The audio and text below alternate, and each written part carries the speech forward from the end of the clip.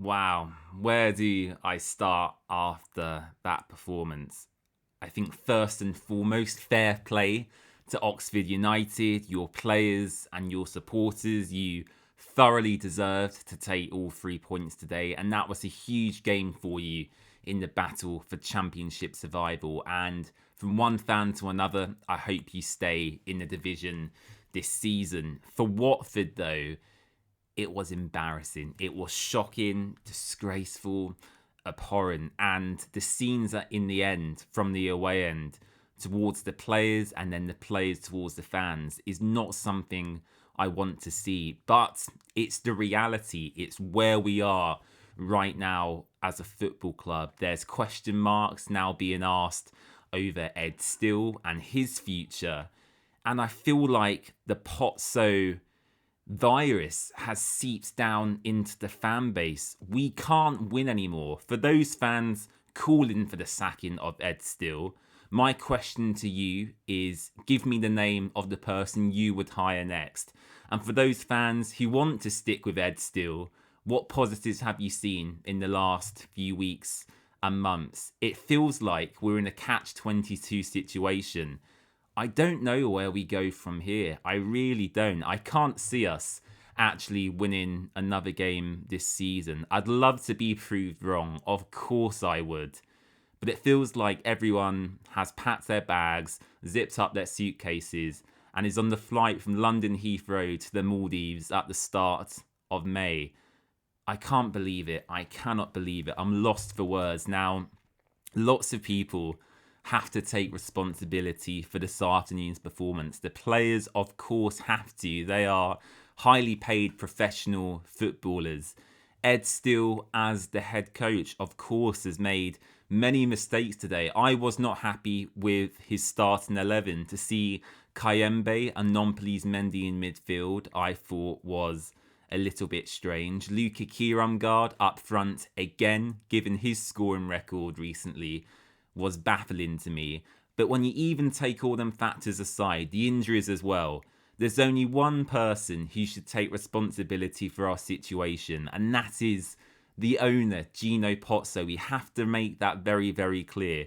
We can blame the head coach, we can blame the players. They can all be easily replaced, but we're stuck with currently this hierarchy who just aren't learning from mistake after mistake after mistake, and it's becoming incredibly frustrating. It feels like the only way we'll get rid of them is via either a promotion to the Premier League, which looks increasingly unlikely, or a relegation to League One with huge amounts of debt and ultimately question marks about the long-term future and survival of our football club. I do not want the latter to happen, but unfortunately, that feels like the more plausible scenario currently. I don't even want to speak about the game because the game was what it was, right? There was poor defending again for the first goal from a free kick, pinball in the penalty area. We all stood in the middle like we were blinded by the sun, all our defenders. They scored the first, and then Harris late on gets the second. Look, there were bright moments in there. There was a couple of, mazy runs from Nestri Irankunda off Mane Mama. Looked quite good when he came on. The same could be said for Doumbia and Quadway Bar. But that's what we are this season. We are a team of individuals. We are relying on moments of brilliance, moments of individual quality. But that isn't going to get you championship promotion. That is getting us mediocrity and inconsistency. What I saw from Oxford today was a collective, a team, a core, players who wanted to work for each other and were fighting for something that they believed in. I don't know what the plan is at Watford. What are we working towards? What is the strategy? Why have we had 3 managers this season? Why does our form always tail off after January? We all know the answers to these questions, yet it feels like the people at the top haven't learned. It feels like that famous quote, The definition of insanity is doing the same thing over and over and over again and expecting different results. And it feels like that's where Gino Pozzo and Scott Duxbury are right now.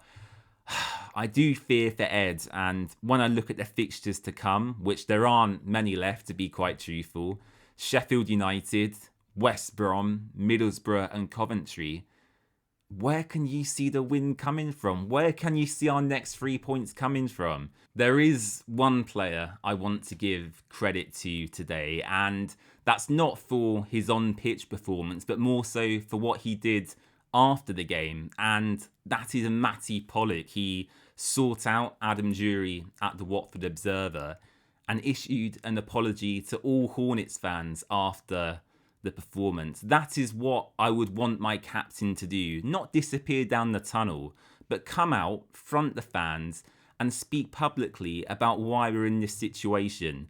I would rather have 11 Matty Pollocks in this Watford team than 11 Imran losers, or 11 Goglachitses, or 11 Luka Kiram guards. We need to assemble a core who know what it feels like to play for the badge, who know the championship.